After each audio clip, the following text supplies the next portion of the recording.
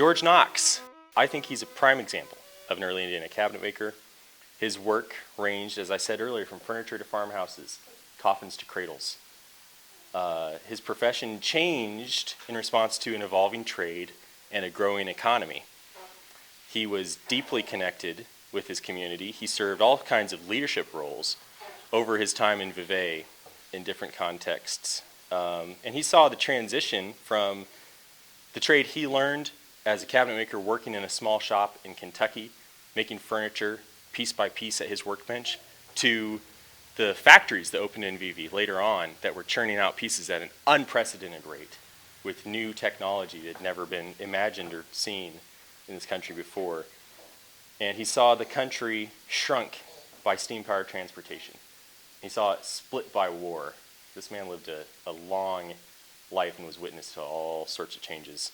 But his greatest legacy, the first cabinet maker in Vevay, that's his legacy. 210 years later, after he came here and spent a lifetime here, was the trade that he brought from Kentucky as a 25-year-old man, the same age I am now, starting a career, starting a family in a new town.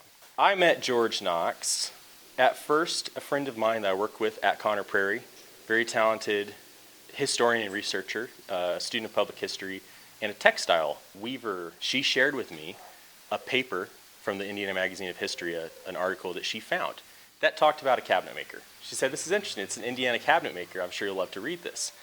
So I read it, I was fascinated. I didn't quite understand what I was reading because it was a different cultural context than I was used to. I study Scots-Irish immigrants, I study Anglo-American woodworking. I studied Hamilton County, was settled by a lot of folks from Ohio and Virginia and places like that. And this man's community sounded a little more exotic than what I was used to reading about early Indiana, more colorful, and had some unfamiliar names. And finally I got around to, well, I should probably look into what cabinet makers were doing in Vevay at that time period. So I got out a book that I reference often, Furniture Makers of Indiana, 1793 to 1850. I reference this constantly. The biggest part of it is a directory by name. I opened it up to Switzerland County in the index, and I saw George Knox. I said, that sounds familiar. So I hauled out that paper I dug up. I found the crumpled paper stuffed in a toolbox somewhere that my friend Kathleen shared with me. Same guy. I said, I'm onto something. I've got a live one. So I started Googling, and I found not only the paper written by Julie LeClaire Knox, George Knox's granddaughter, a local historian. I found other articles that she wrote about Vevay and other papers and county histories that mentioned George Knox. And I realized he's not just a cabinet maker in Vevay, he's the cabinet maker from Vevay. The first cabinet maker in Vevay in 1815. He was listed in the county history with profiles of other mechanics who set up here, the earliest blacksmiths and tinsmiths and watchmakers. Last piece of the puzzle was day before yesterday. I came down to Vevay and I was able to visit the Switzerland County Historical Society and talk to Martha Bladen with Donna and look at some original papers, death records, family histories that told me more about George Knox's family and the life that he lived here. George Knox was among those early Vevay mechanics, not Swiss French. He wasn't one of the very earliest settlers of Switzerland County and Vevay. He was Scots-Irish. His family were from Scotland. His grandfather was born in Glasgow. In the 1700s, South Carolina had an offer to immigrants to come to their colony and settle and claim land. They wanted to fill out their colony. They wanted a population. They wanted mechanics. They wanted farmers. So Knox's grandfather, James Knox, came to South Carolina. He claimed to be a cousin to General Henry Knox, one of George Washington's aides. That's another interesting connection there. He was a patriot. James Knox fought in the Revolutionary War, and he contributed wagons and teams of oxen to the army. His son, Robert Knox, was the pioneer. They lived in South Carolina. They settled in the colony there Robert Knox fought in the Revolution. He took lead to his knee at the Battle of Cowpens that stayed there. He died years later because of that wound. But he moved to Kentucky, and he was one of the first settlers in Frankfort. He built the first log house in Frankfort, Kentucky. George apprenticed as a cabinet maker. He was certainly a farmer. Of course, many Indiana cabinet makers were also farmers. It doesn't tell me much, but my expectation, for another reason that I'll mention, is that George studied with a formally trained cabinet maker in Kentucky. As a 25-year-old in 1815, he moved to Vevay. His father came with him. He lived here until 1831 when he collected a pension for his Revolutionary War service. Then he went back to Kentucky and died shortly thereafter. George stayed here. He married. He built a log house on Pike Street. It was a 2-pen log house, and his earliest shop, I think, a shop that he was mentioned working in, was also a log house on Pike Street. His first house, the log one, is no longer there. But coming to Vevay in 1815, this was a booming new settlement. The French Swiss were industrious, intellectual. They were sophisticated. They were wine growers, and they were connected. The Dufours had connections all over the country. So this is a very promising environment to set up as a cabinet maker, to set up a trade. There's promise of growth. There's promise of commercial economic success. There's taste. And there are a lot of people living here for such a new settlement. I found a newspaper article published in a Vevay newspaper and in a Baltimore newspaper in 1816 that said that Vevay had 71 residences.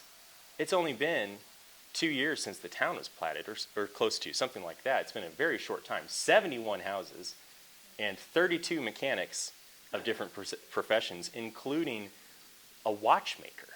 In 1816, a gentleman named Bazilla Clark set up a nail factory in Vevay. That came as a shock to me. Cut nails, machine-cut nails, to my understanding, weren't ubiquitous in this country until the 1820s or 30s, and they weren't being fully machined yet by the 1820s. They still had to have the heads nailed on, even though they could be stamped out of sheet metal. But the mention of the machines powered by horses right here in Vevay in 1815 completely blew my mind. Of course, we have steamboats on the river. We have connections with New Orleans and Pittsburgh. Like I said, it's a different context than I'm used to, so I'm easily impressed here in Vevay with their early industry and manufacturing and commercial endeavors. And I know from my study of cabinet makers and chair makers that all the way along the Ohio River Valley, it was much easier to set up manufactories and do substantial business because of access to that transportation. He had access to some excellent cabinet lumber. The cherry furniture that I have seen pictures of that's attributed to George Knox looks like a very high quality of cherry. So that is the world that George Knox was working in. His career evolved over time. He didn't make cabinet furniture for his whole career. He didn't spend a lifetime making furniture. To my understanding, shortly after, maybe the 1830s or 40s, he stopped cabinet making. And it does specifically say that when cabinet making stopped being lucrative, he stopped in the trade and he became a miller. He opened a grist mill, and his younger son helped him run that mill for a while before working on the river. His older son never learned the trade of cabinet making. His older son was born before 1830, could have been old enough to apprentice to him. That doesn't mean that George Knox wasn't still cabinet making, because sons don't always carry on their father's trade, but it didn't carry on in the family after him. He didn't teach it to any of his children. And he's known as a miller from later in his life. So whatever his working dates were exactly between 1815 and whenever cabinet making stopped being lucrative, it was relatively short. So it's not a surprise that there aren't more pieces that can be attributed to him.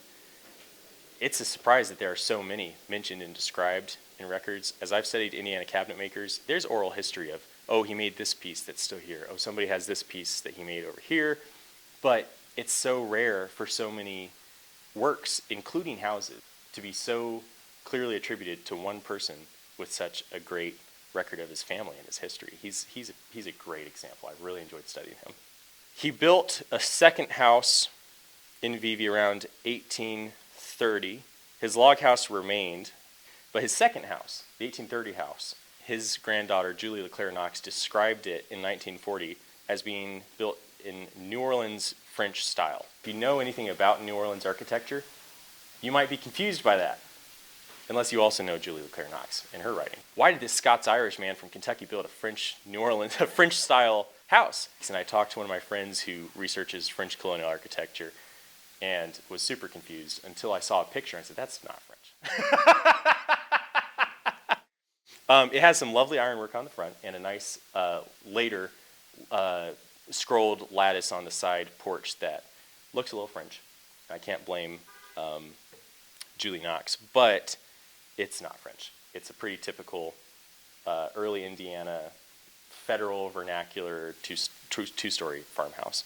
It is a nice example. It's still standing. So that's one of the extant works that he has that can be definitely attributed to him, and that is rare for Indiana cabinet makers. So it's been my mission for the last 4 years to try to find the beginning of a thread to pull to find Indiana furniture, and all I found is Ohio and Tennessee and Kentucky furniture made here.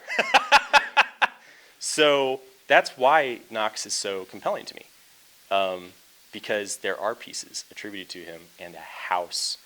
He's remembered as a town founder, one of the earliest settlers, one of the first cabinet makers and mechanics. He was affectionately remembered by his granddaughter. She described him as being kind. He loved children. He would plane off shavings in his shop, give them to the kids to play with, which I think any traditional woodworker has done. As a miller, as somebody dealing in lumber, selling 70,000 board feet of pine lumber at one point. A master. Right before I came down, Donna sent me a newspaper clipping that was fascinating and thought-provoking about his apprentice. His apprentice ran away, and he offered a 50-cent reward for bringing him back or telling him about his whereabouts. That was thought-provoking because Knox, in everything I've read about his character, was remembered to be kind, generous, wise. Now, there's so many reasons why an apprentice would run away. It might not have anything to do with Knox. But he wanted him back. But he might have had something invested, a lot invested in the young man. He might have relied on him. So it's one of those interesting little things that adds depth, adds perspective to the picture. He was one of the first heads of the Freemasons Lodge here in Vevay, which was one of the earliest Freemasons Lodge in the state. His granddaughter said that his relationship with his children was more like that of a mother because of how they came to him for advice well into adulthood, and they would ask him questions, and they would confide their feelings to him, and he would write them letters. So those are the legacies that he left: the memory, the histories, the records, the house, the furniture, and the legacies that all of these early figures, whether it's Jacob Weaver and his family, or George Knox, or other folks in Vevay, whether it's the Hamilton County woodworkers that I research, or my own ancestors, every time that we hear a cool story from history and it stirs something in us, or it reflects something in ourselves, or it makes us look at our own lives and our own time and say, well, it's not that different. That's a legacy. And every time we, as historians, as lovers of history, as makers, storytellers, teachers, neighbors, whatever, share those stories, as small as they might be, and it touches something in people, that's the legacy of that individual from so long ago going on. George Knox didn't need me to come here and tell his story because he's already embedded in the memory and the history of this county. But I hope, because my goal is to build out the picture of early Indiana furniture making through my demonstrations, I hope to write articles. I'd like to make reproduction pieces that can be displayed or sent around to galleries and tell these stories about something that's always been such a significant part of Indiana's history, from those early makers like Knox to the chair-making factory and Rising Sun. Furniture and woodworking trades have always been a key part of Indiana's identity as a state. And I want to paint that picture in all of the corners of all of our counties, especially before mechanization, when it was coming from the hands of skilled individuals who were so involved in their communities.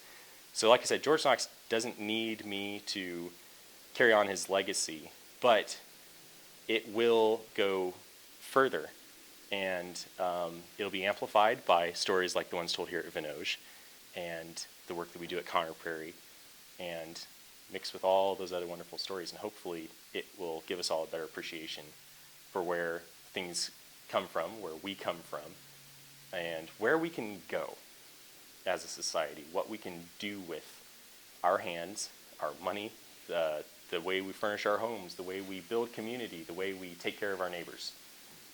And we can all be better for the labor that this man did 200 years ago, and well on until he died at 81 in 1871 right here in Vevay.